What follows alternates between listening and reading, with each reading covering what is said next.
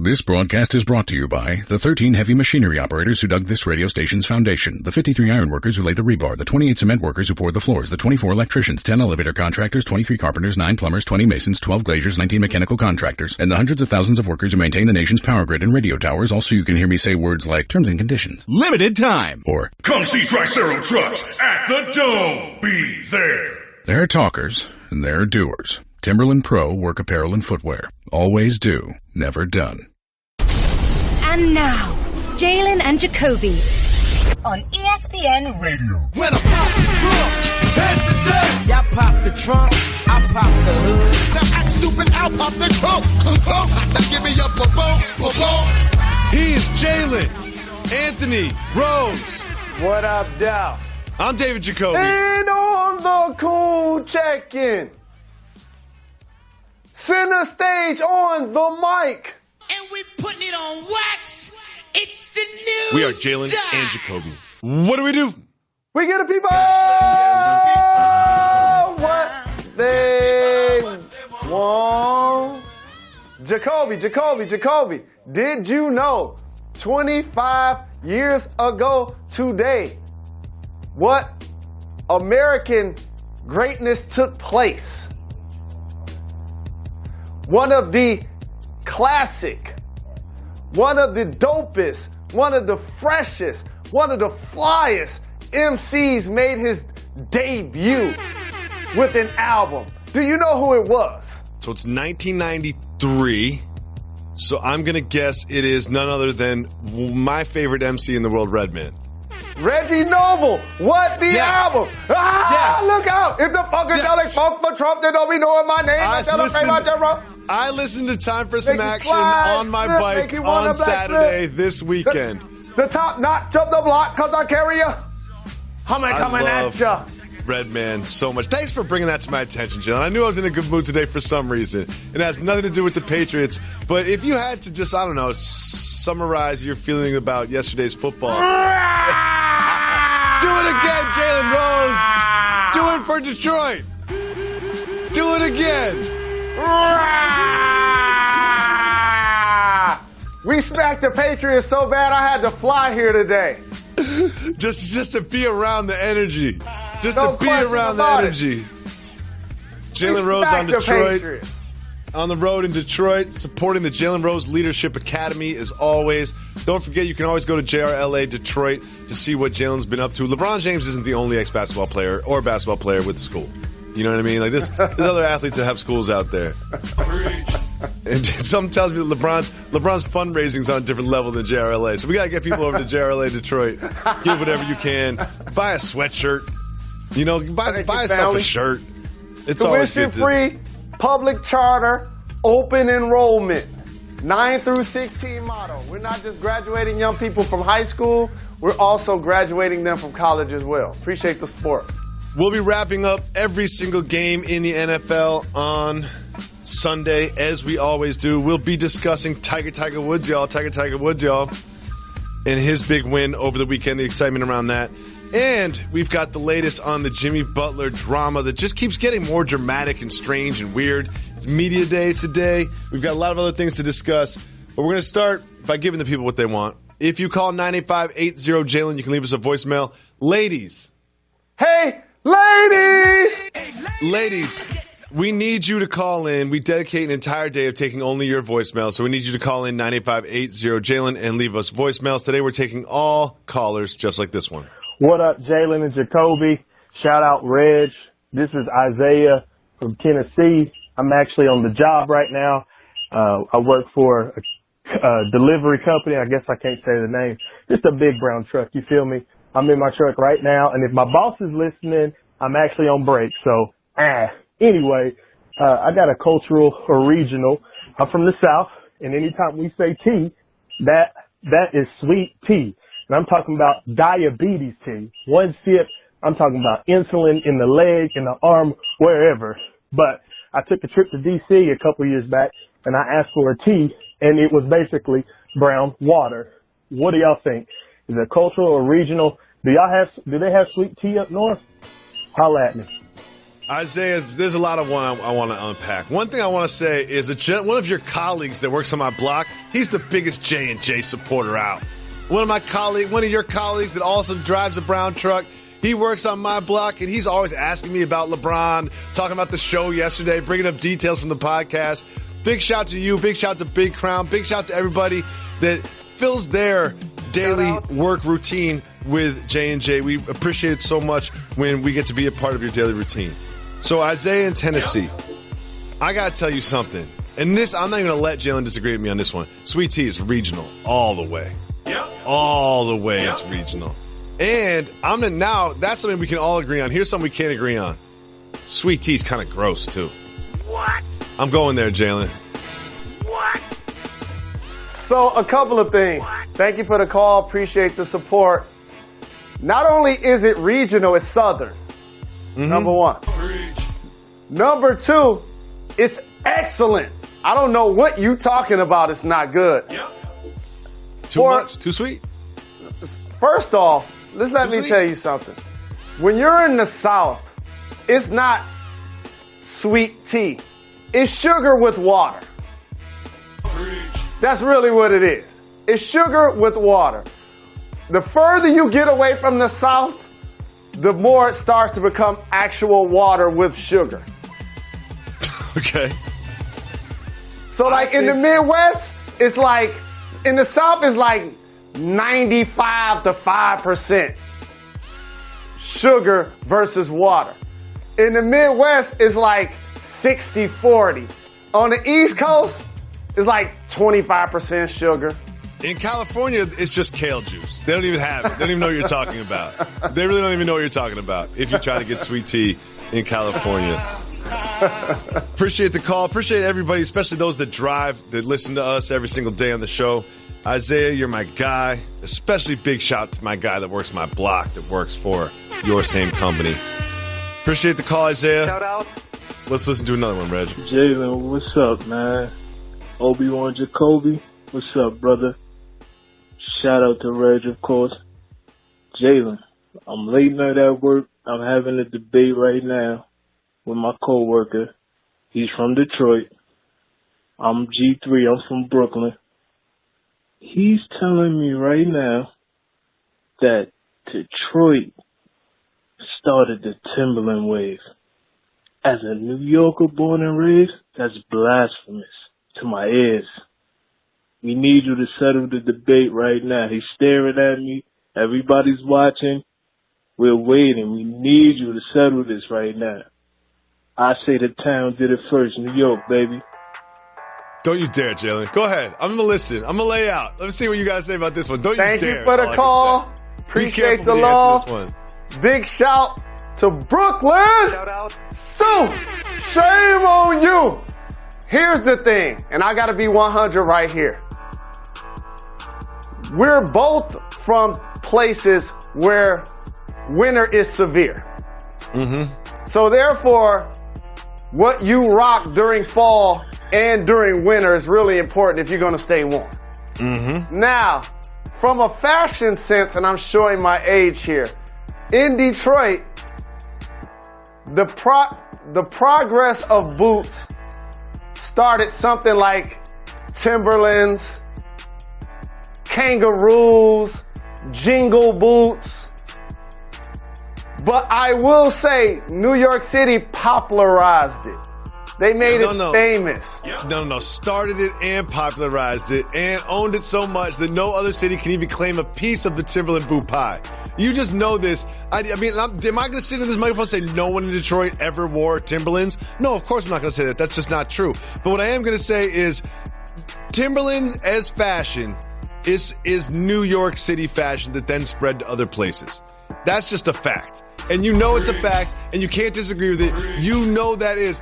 And especially Timberland, here in New York, Timberlands are all seasons too. Jalen. Just what? Okay, you're right. You're right. Detroit. No. Timberlands are a Detroit thing, Jalen. You're right. Let me tell you something. No, you're right, Jalen. Tell everybody how Timberlands are a Detroit thing. Let me tell you something. Tell everybody that. Go ahead. As somebody that was born in 1973, before I was even exposed to New York City's culture as a whole, the one thing that I in particular, and I'm pretty sure the nation followed suit, took from New York City initially was Pumas. And I saw it in so many different shows, like Beat Street, Wild Style, breakdancing movies. And I had a fascination with want to rock not only Pumas, but have thick shoestrings in them. No question about it. Now, Run DMC started rocking Adidas. You dodged the question. And they popularized it. But don't think we wasn't already rocking Adidas in Detroit. Are you kidding me? Top 10s, snakeskins, forms, conductors, Patrick Ewing Adidas. Like, we was rocking those. It's just that New York City popularized it. The same with Timberlands. If you speak into a microphone and think that I wasn't rocking Timberlands when I was a youth, then you're sadly mistaken. We did not get that from New York City. Okay. Please believe. So do our caller. Our caller is there at work, right? And they should be doing something else. And they're working late. And they have a debate going on between two colleagues. They call this program. They say, who can settle this debate?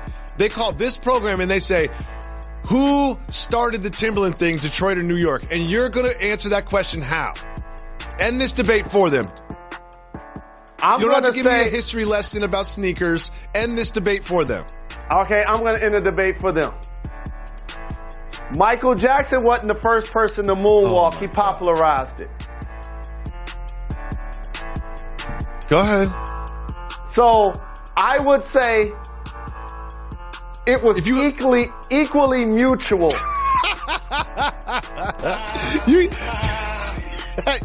Sometimes, hey, fam, sometimes I know you don't secret. believe what you say. Let me tell you don't believe what you're saying right now. I know you don't believe what you're saying. Let me tell you a secret.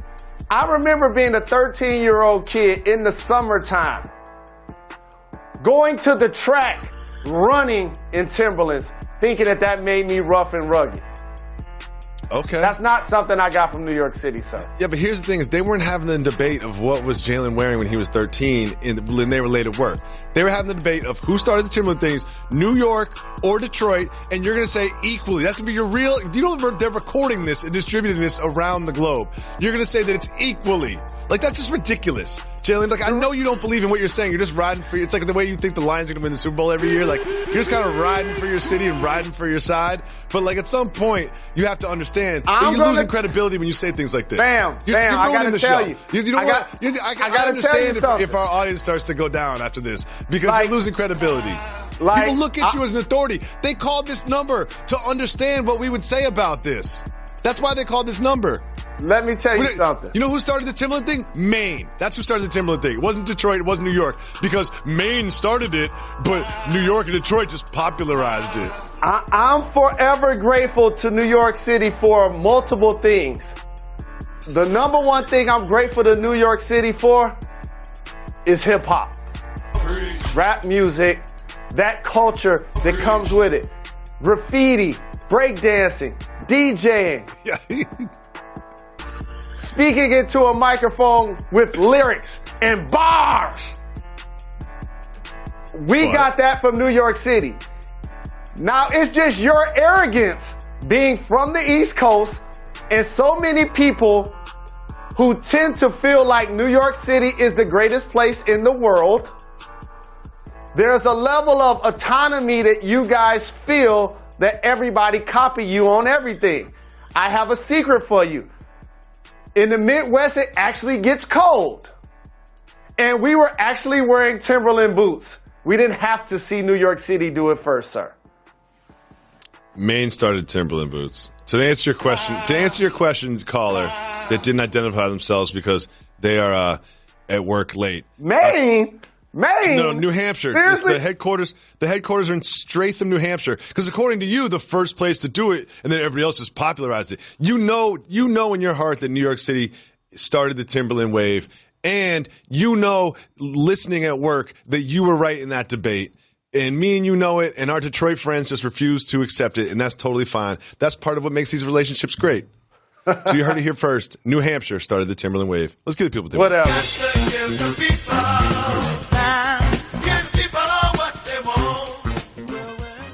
Computer, execute 12.4p operation. Optimizing algorithm. Running encryption packet alpha 990. Oh, I don't feel so good. What is it, computer? Is it hot in here? It feels hot in here.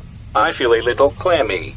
I should lie down or something. A computer with a virus? Surprising. What's not surprising? How much you could save by switching to Geico. Those oysters Rockefeller were a mistake. Geico. 15 minutes could save you 15% or more. Jalen Rose, you are in the city of Detroit. Can you just give us like a sound that encaptures the city right now? I'm sorry. I'm sorry. I couldn't hear that. The Patriots yesterday. I couldn't hear that. Can you do it again, please? Yes! Jalen Rose is a huge Lions fan, Detroit native. They were on the national spotlight last night. Hold on. Okay. Hit the break. You're already going to stop the show. Okay, great. We smacked the Patriots. Please continue. That's what you stopped the show for. Well, I'll say it differently. And we didn't need Gronk. Y'all can keep Gronk. Okay. The Lions, in a football contest, dominated the Patriots last night. It wasn't even as close as it felt. Like the Patriots scored 3 points at halftime. The Lions couldn't really move the ball, but the Patriots certainly couldn't move the ball. Sony Michel was just swallowed up every time he ran the ball. And Tom Brady wasn't completing passes. Gronk was double teamed. It didn't look good for the Pats. There you have the final interception that absolutely finished the game for Tom Brady. Sad Tom Brady and the Patriots. Jalen Rose, the Lions did not look good heading into this game. You yourself even predicted a Lions loss. Does this tell you more about the hope and promise that is the future of the Lions this season, or with 2 straight losses that the Patriots are in trouble this season? Well, it tells me that they were clearly shorthanded. I got to be 100 about that. Josh Gordon didn't play. Edelman is still out with a suspension.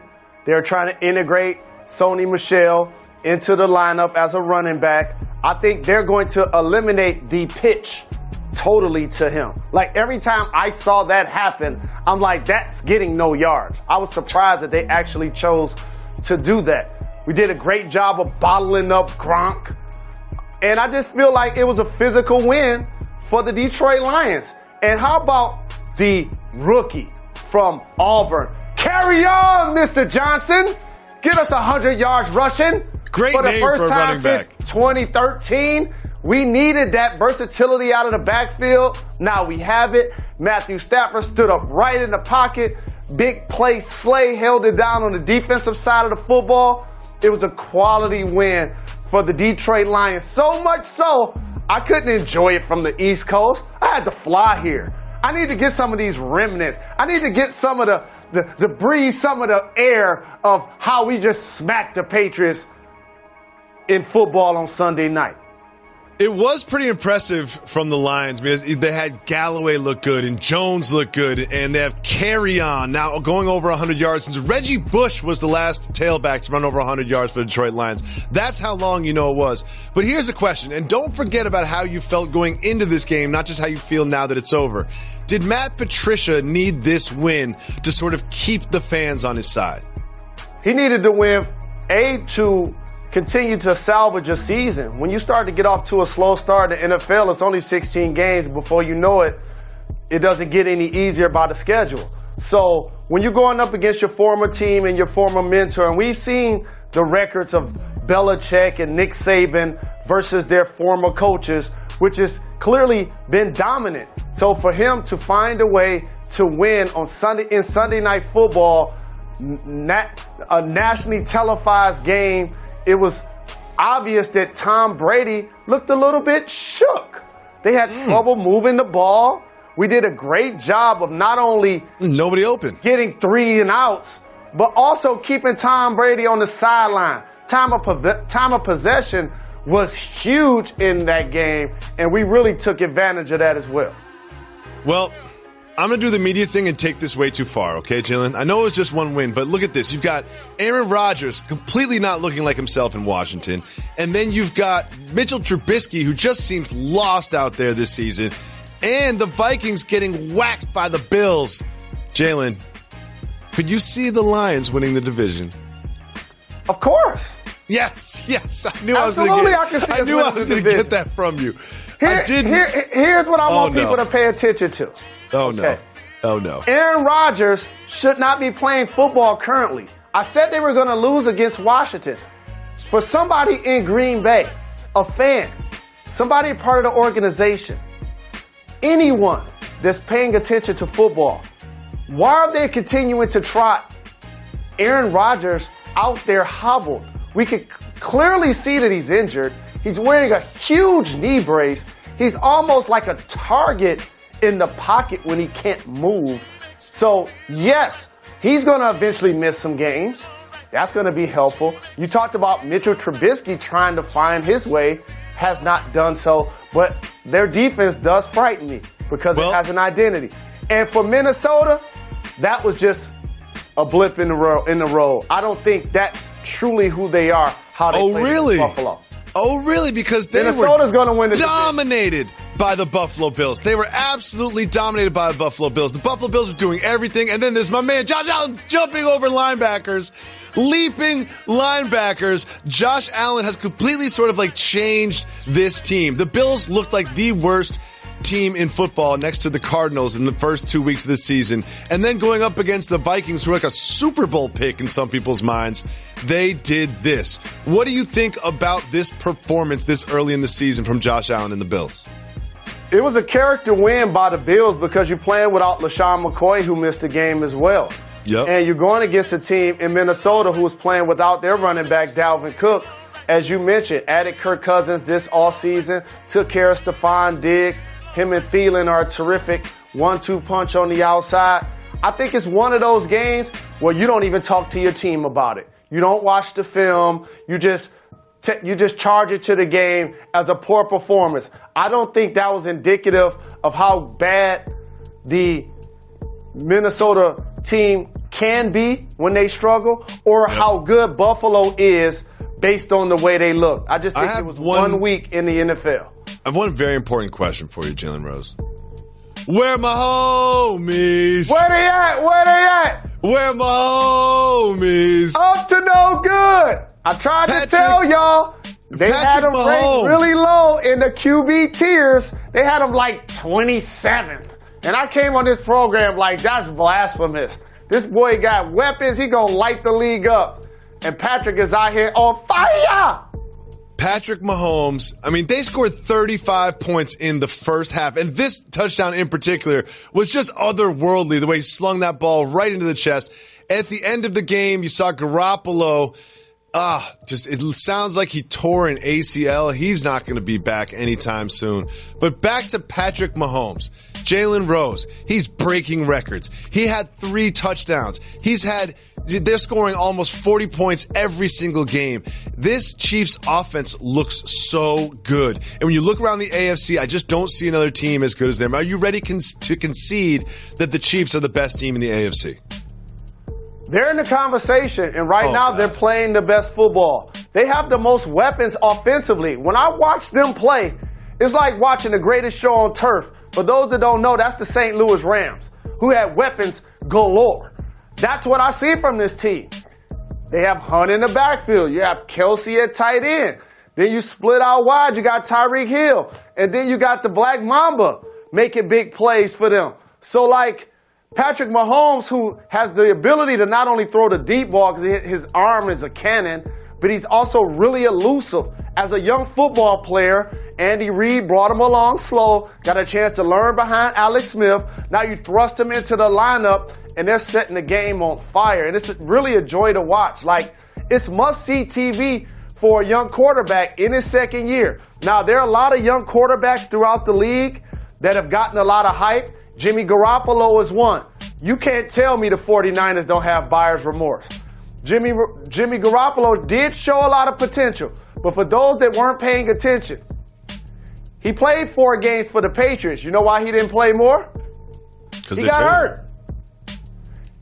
And now you give him a major contract, one of the highest paid quarterbacks and players in the entire league after only 7 games. once you take into account the games that he's missed this season, he's going to miss more games than he has participated in. They won't be able to build out their roster. So it's not something that I'm saying in hindsight. It's something I've been saying the entire time.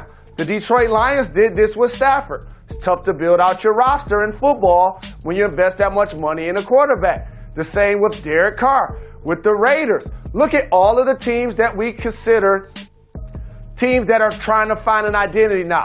Baltimore Ravens, when Joe Flacco was making a pedestrian salary, they had a stout defense. Wait, same with Russell Wilson. They had a stout defense. Look at Jared Goff. Now he's on a rookie court. Now he's on a rookie contract. You do this without mentioning that your Detroit Lions are in this exact same category. You know that, right? That your Detroit Lions are overpaying Matt Stafford and having trouble building out their roster because of it. I noticed that you didn't mention that one team when you're listing all the teams in this situation. This guy really doesn't listen to me. You really don't listen. Of course not. I said Matthew Stafford and the Lions. That was the first example I used. I never listen to you, Jalen. It's time for news and this guy make you feel some type of way. That's all I got to say.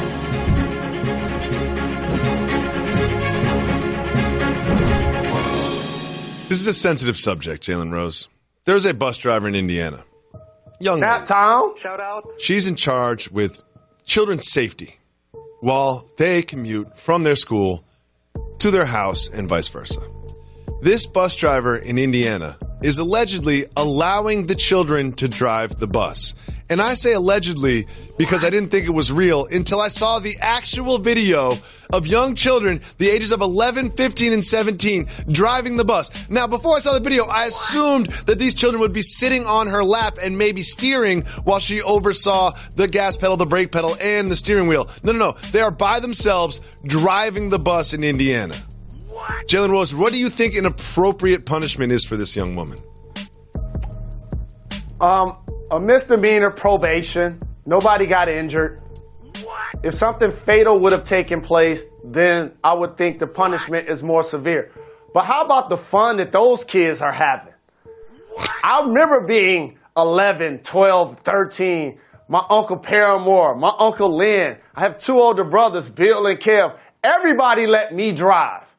Seriously. So you go to we used to go to Mary Grove College right off 6 Mile and Green Lawn. I used to drive there. I used to be able to drive early in the morning when nobody was really on the road. I did multiple driving stints before I turned 14. So I'm not going to be the person that speaks into a microphone and has this profound punishment for this woman who's allowing kids to live their best lives.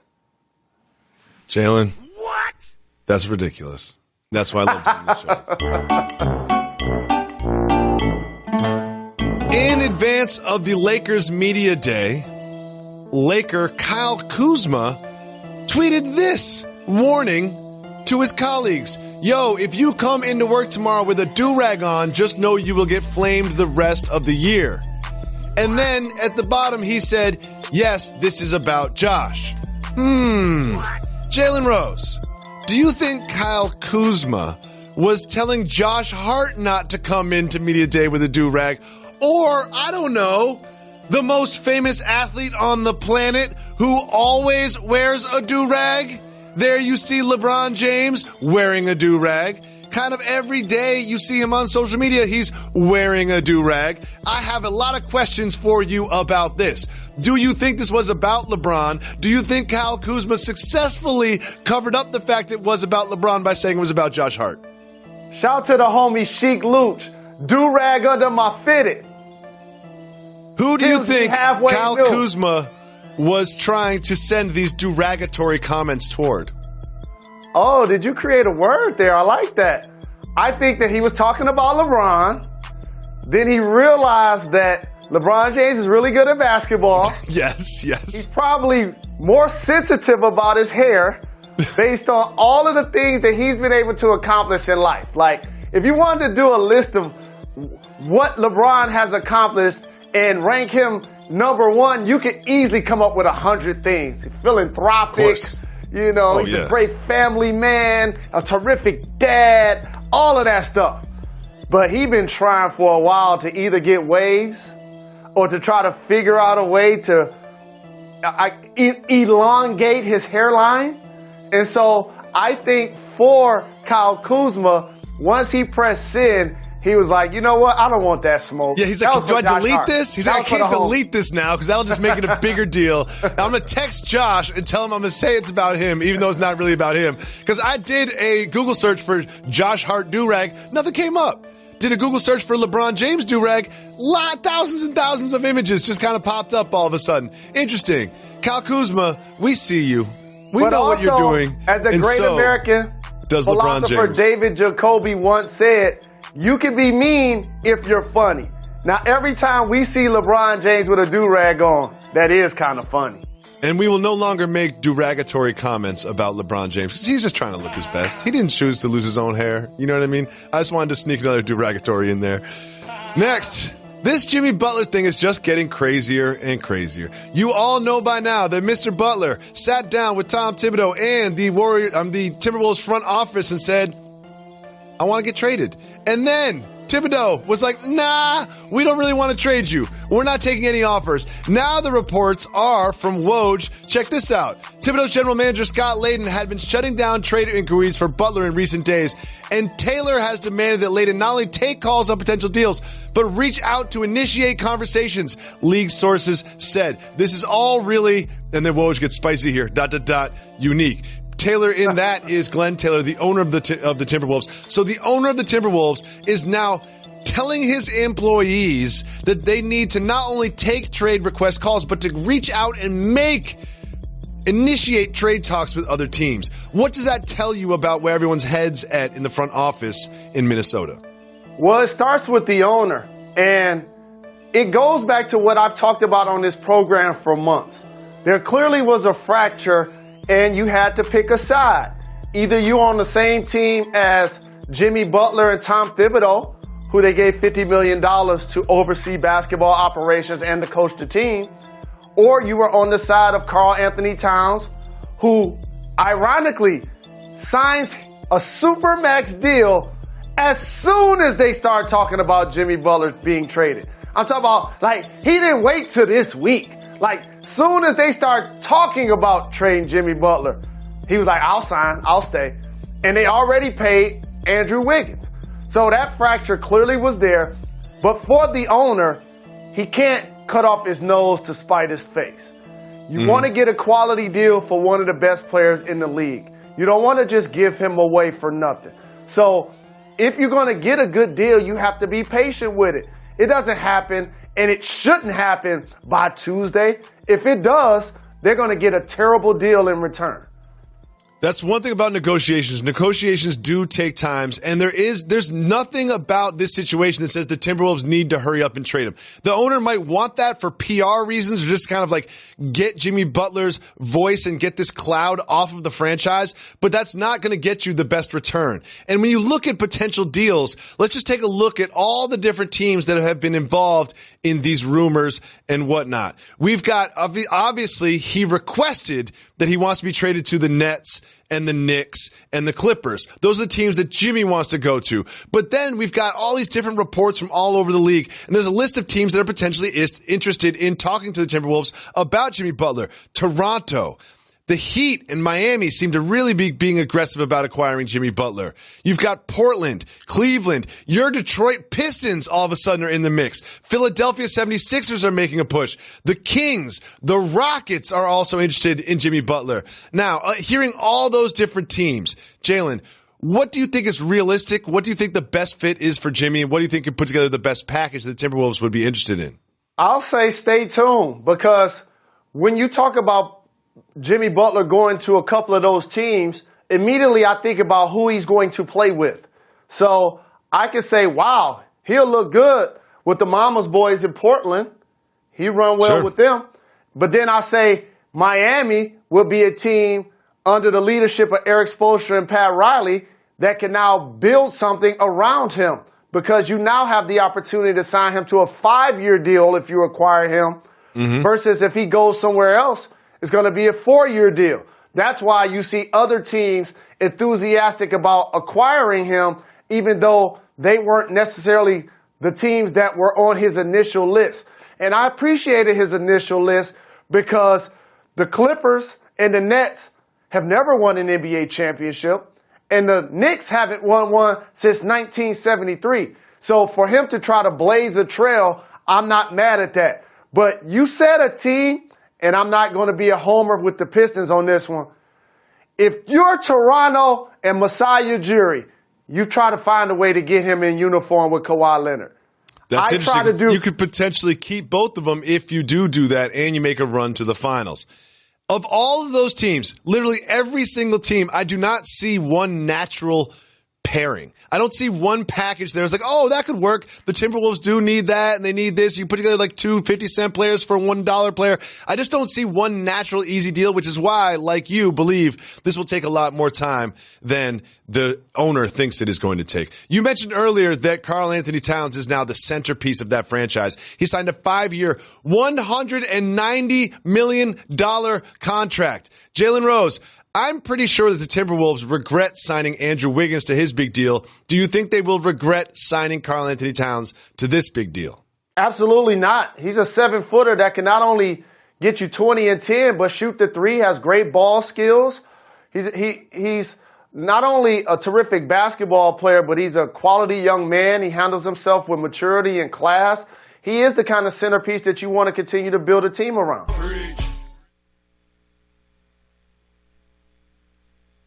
Whether it's running a route or swinging a bat, in sports, timing matters. The same thing applies for feeding your lawn with Scott's. And fall is the best time to feed because of the cool air and warm soil. That's why you need Scott's Turf Builder Winter Guard, the best product for fall feeding. Just one more feeding gives your grass the nourishment it needs to recover from the wear and tear of summer. The end of the season is when championships are won. So get a championship quality lawn with Scott's. Feed again this fall. It's the perfect time to grab a bag of Scott's Turf Builder Winter Guard. This is a Scott's Yard. Jalen Rose and myself have made a commitment to not just talking about 6 or 7 NFL teams. When you watch Jalen and Jacoby on Monday, we will talk about your team. We're going to cover every single game in the NFL every single week. We put 40 seconds on the clock, and we will cover all of the games we have not yet discussed. Are you prepared, Mr. Jalen Anthony Rose? Let's get it. First up, Miami. Two teams going in different directions. The Miami Dolphins are now 3-0, beating the Raiders. And then this play was particularly impressive because of right around the 15-yard line, they exchanged a high five as they went into the end zone. Jalen Rose, what do you think about the Miami Dolphins' surprising 3-0 start? It's been really impressive how that was Albert Wilson, by the way. He's having a terrific season so far.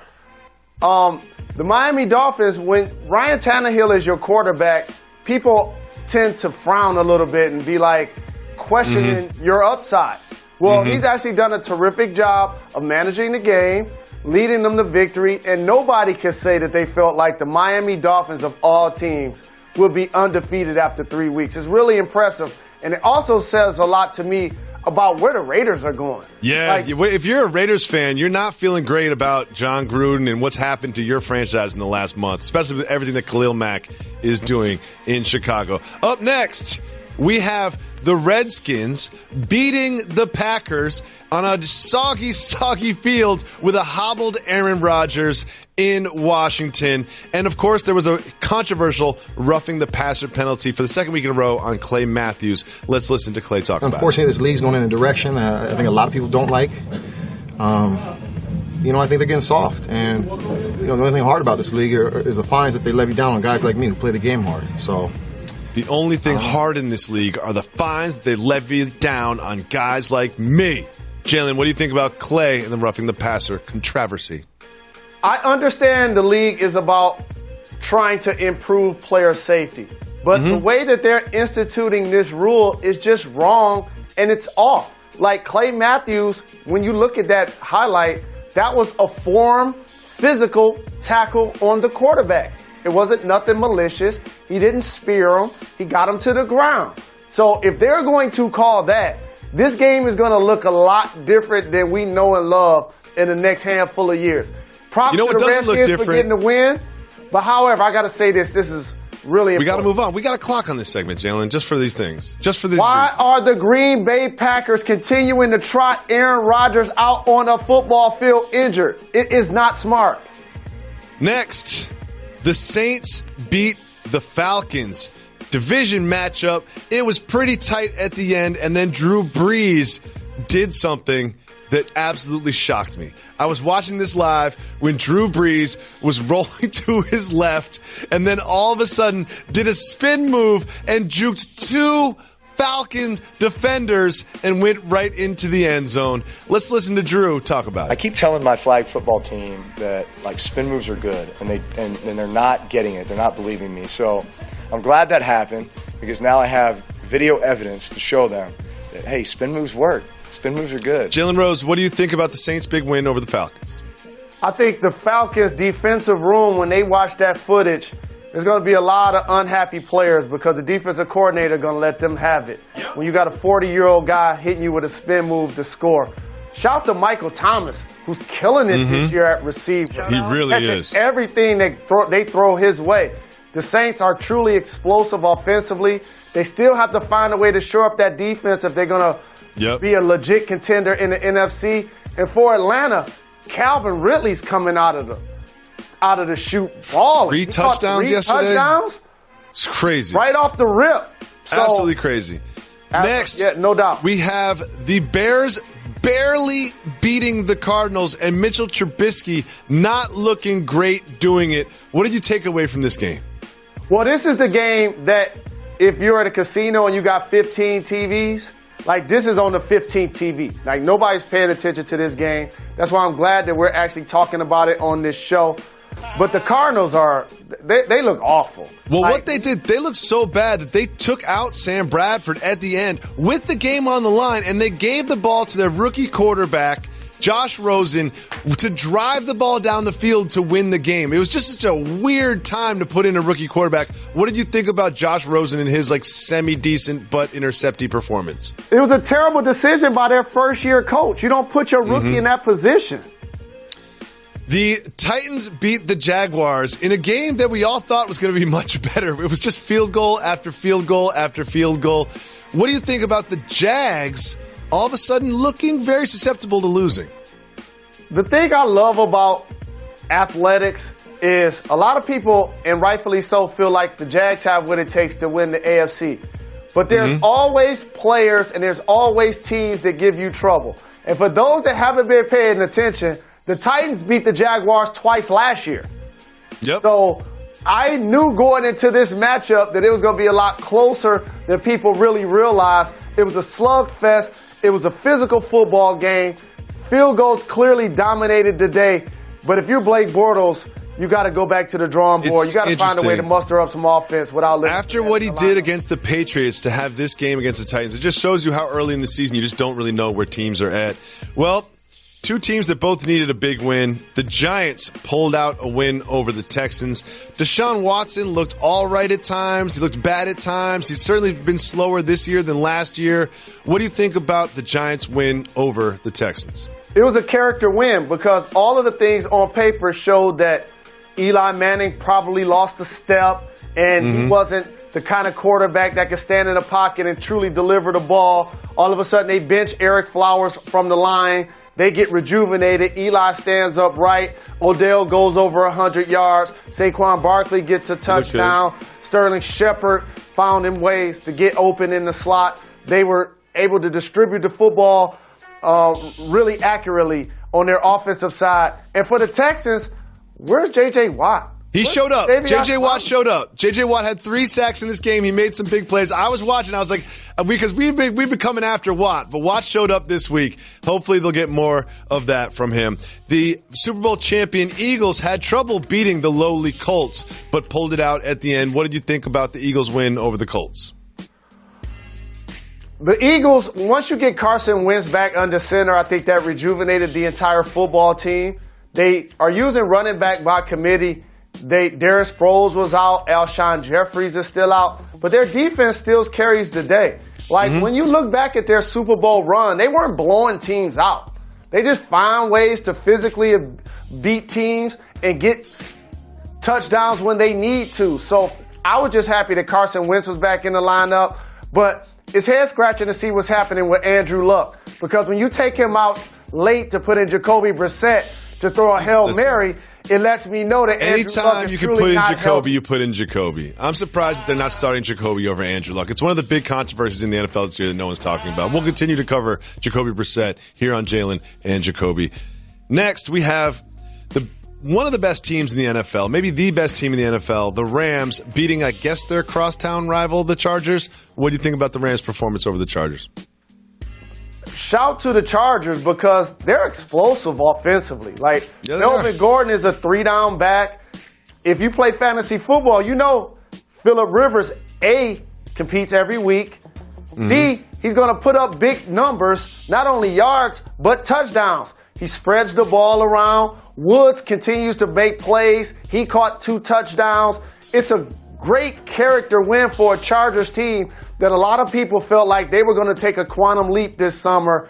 And analysts like myself automatically crowned the Rams. They got humbled after this game. Yep. The Ravens beat the Broncos in the battle of 2 teams that I don't think are that good, but I'm not sure if they're bad.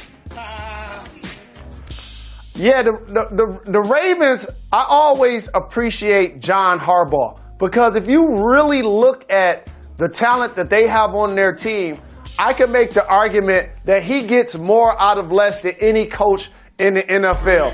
And for the Broncos, they were still trying to figure out what they were going to do at quarterback. You bring in Case Keenum. You're only able to muster 14 points. But I wanted to just give all of the credit to the Ravens because, again, John Harbaugh does a terrific job of making sure that football team is prepared and they play hard. They do it in all 3 phases. You know things are bad for the Cowboys when we're talking about every single game, and the Cowboys games is one of the last ones we get to. They went into Seattle and lost and did not look good doing it. What do you think is happening with Dak and Zeke and the Cowboys? I don't think they have a number 1 wide receiver. Their offensive line isn't what it used to be, and their defense isn't stout. This is all about Seattle, however. Shout to Earl Thomas, who refreshingly was honest when somebody put a microphone to his face and asked him about not practicing. But don't be surprised if he doesn't get traded this year. Finally, in the last game, we had Cam. Cam. 2 big touchdowns for Cam as the Panthers looked pretty good beating the Bengals. What do you think about the Panthers this year? The Bengals were undefeated coming into this game, so a lot of people were trying to project, like, is this going to be that year that Marvin Lewis finally wins a playoff game? So the ground and pound for the Panthers did pay off. Shout to nephew Devin Funchess, who got a touchdown and hit him with the Icewood. Boss up. That's what we do. You see Brandon Graham do it. You see Devin Funchess do it. We did it yesterday when we smacked the Patriots. We boss up in the D. I have no idea what's happening on Jalen and Jacoby. Guys, it's fall. And with the change of weather means change of wardrobe. But don't worry, with JCPenney, you can find all of the great looks you need heading into the fall. Whether you're in the office or you're on the go, you can raise your game. Look nice, look official, look business ready with Collection by Michael Strahan, or relax to look good on the weekend with MSX by Michael Strahan exclusively at JCPenney. JCPenney, style and value for all. So, Jalen, I got to talk to you about something. Okay. Of course, I follow you on Instagram. I see your Instagram stories. I've seen you order lamb. Lamb is one of my favorite things to grill. And I saw you grilled some lamb this weekend. And I have, about 750 follow-up questions. All right? The first most egregious violation of the grilling of the lamb was that you put a picture of 2 eggs on top of the lamb on the grill. I understand how grills work. Where did you cook the eggs? I cooked the eggs on the stove. So inside, you cooked the eggs inside and then brought the eggs outside to put them on top of the lamb just for the gram? No, that's what it looks like. Looks like you did it for the gram. That's what it looks like. I'm just saying. You tell me what happened. I'm just telling you what it looks like. I'm not the only person, I'm sure, on Sundays that enjoy tailgating as they watch multiple football games, whether you're watching them live or whether you're watching Red Zone or whether you're watching the Lions clown the Patriots. Dodging the question again. Now, throughout the day, I try to figure what I'm going to grill that I enjoy. Okay. And one of the things, clearly, is lamb. I love grilling lamb too. What I did was you cook the eggs like 75%. And you want to eat them while they're hot. Like, I got to eat everything once I cook. It all has to be hot at the same time. Thank you. And that's very important to me as well, but continue. Some people, like, have a portion of their meal hot and a portion of their meal not hot as they finish cooking. I'm not that kind of chef. I want 100% of the things that I'm cooking to be hot as I start to eat. So what you do is you grill the lamb, and when it's like 95% done, you put the egg on there. Spice it up, give it a little additive, give it a little preservative, and then you munch all day. So you cook the lamb, the eggs inside, and then you put them on a plate, and then you put them on top of the lamb. Correct, so that they're all hot at the same time. Okay. So I think I have a lot of, I just think you're exposing yourself to a lot of drippy yolk all over the grill. You know what I mean? Like, I'm concerned about that. I would also say that you're probably the only person in the world that does this on a grill. Puts 2 eggs on top of a lamb chop on the grill. It just seems like, I don't know. Maybe we should just look at the 1,000 years of culinary expertise that our species has gathered up and say, maybe there's a reason I'm the first person to ever do this. Perhaps, but maybe it's just me. Lamb is always good. I'm not against like an egg on a burger or an egg on a steak. I'm not mad at the egg on top of meat situation. I just don't understand. I just kind of feel like part of you is like, let me throw these eggs on top of this lamb just so I can take a picture of it for the gram. Well, I just joined Instagram like January 25th, okay? Mm-hmm. And so for anybody that follows me, know that I don't do whack lame posts, okay? I try to do all quality posts. And I was having a nice morning, if you follow me. I got a chance to go to Soul Cycle, get a sweat I saw in. that. Good for you. You know, went and got a pedicure, got the dogs massaged. Oh, that's got nice. A little dead skin cleaned off the bottom of my foot, a little Good toe jam between my feet, got that cleaned out. You know what I'm saying? Spoiled myself. Then I went to the crib and got on the grill. It was only like 11 in the morning, 12. So who's not eating eggs at that point of the day? Look, one thing that Jalen Rose has brought back into my life, steak and eggs. It's a go-to Jalen Rose order. He likes to mix his red meat with his eggs. And, you know, if you want to just put some fried eggs on top of your lamb on top of the grill and risk the yolk spilling everywhere and do it for no real reason except to take a picture of it, who's to judge you except for me? I'm definitely going to judge you, actually. I'm definitely going to judge you. No yolk spilled, as you see in the picture. Tiger Woods, y'all. He finally did it. He won his 80th championship with the tour. But you know he meant business because he showed up on Sunday, not just with the lead, but with this on. The sleeveless Jalen. I mean, if you were another golfer in this tournament, why did you even bother teeing off once you saw Tiger showed up like this? When you saw Tiger showed up like this, what did you think, Jalen? I was thinking, I'm glad he got a hat on because I've seen him a couple times without that hat. And when he's not wearing the hat, he looks 25 years older than he actually is. I also like that he was carrying his shirt on the hanger, like he didn't want to get any wrinkles on it or anything. The whole thing was perfect to me. That backwards hat, the sleeveless shirt, it was just so great. And he had a big lead going into the day, and he just extended it throughout the day with birdie after birdie after birdie. It all led up to this. Tiger walking to the 18th green, surrounded by throngs of golf fans. And then he tapped this in to win the tournament. Jalen Rose, can I go negative Jacoby for a second? They were following Tiger like the Messiah. I'm going negative Jacoby here. I enjoyed the win. It didn't really make me emotional, I just wanted more drama. Like, I like the golf. I'm a casual golf viewer. I don't watch golf. I don't tune into golf just to see golf. I tune in when Tiger's in the hunt, and it's so exciting when there's a 1 or 2 stroke lead. They're going back and forth, and every swing of the club matters. But this day, it lacked that for me. And I know that all day long on every ESPN show and every network that's going to celebrate Tiger Woods, talk about how great it was. But don't you think it would have been a little bit better if it was closer? All I know is we need to be talking about how Justin Rose won the FedEx Cup and got $10 million. Why do we need to be talking about that? I think that kind of got lost in the hype of Tiger Woods.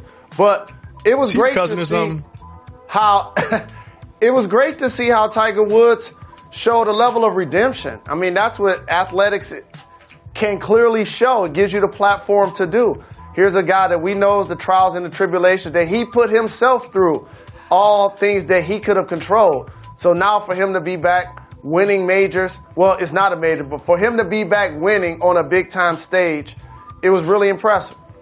I mean, look, I'm so excited that Tiger Woods is back in my life. I watched golf yesterday on an NFL Sunday, something I would normally never, ever, ever do. But I just kind of wish it was a little closer. I also wish it wasn't like the last chance of the year for him to win a tournament. Like, I would love to just see next weekend, or not the Ryder Cup, but like just something else to see Tiger go against the field and see if we can see him with the black pants and the red shirt with the sleeveless on underneath doing what he does. I'm so excited to have Tiger back in my life, and I'm kind of depressed that I have to wait so long for him to be back playing individual golf once again. But we will get to see him play against Phil Mickelson. Phil Mickelson is not happy about that. He was like, oh no, this is the last thing I need for this big Thursday or this big Thanksgiving tournament is for me to go against a hot Tiger. But the only thing is, and I'm not mad at Phil and Tiger creating this opportunity. Oh, I love it. To play against one another.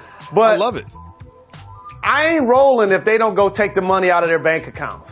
If it's sponsored, it's somebody definitely not else their paying money. the $10 million. Oh no, it's not. They're taking a cut of the profit too. Rolling. Oh yeah.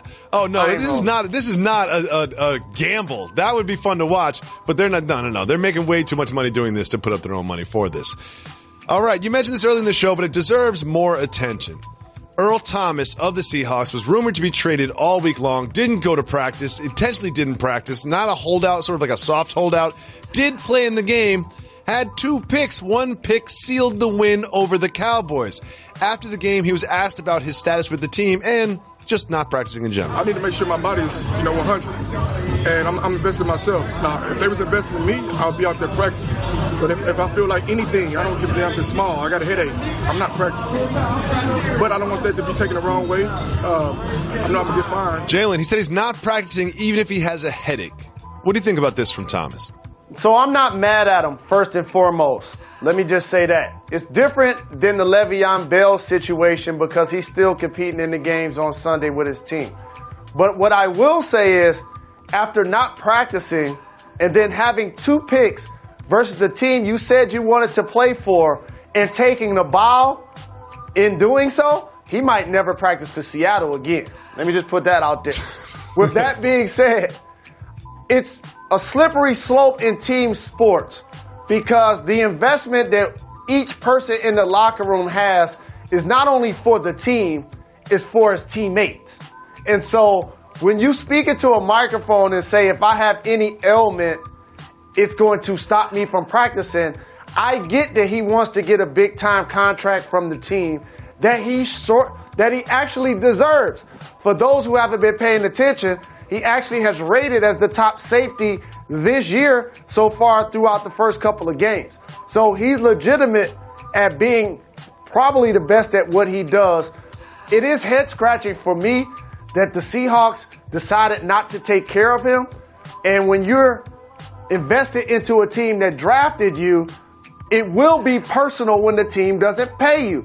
But in team sports, when you say that, now you're going to have guys next to you like, wait a minute, if he's not fully invested, then the organization probably should trade him, which I think is ultimately going to happen. And by the way, Earl, you can have a job in Detroit.